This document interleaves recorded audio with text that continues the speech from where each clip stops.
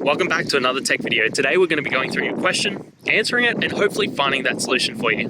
Guys, remember to stay a little bit crazy like me and find that resolution. Now, let's continue on.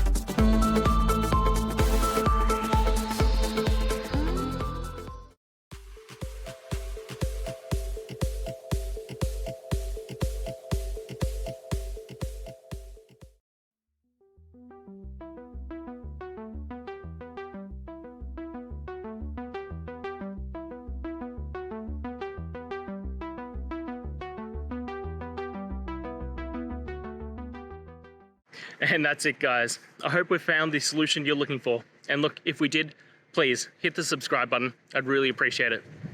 And until the next time you need technical help, I hope you have a good one.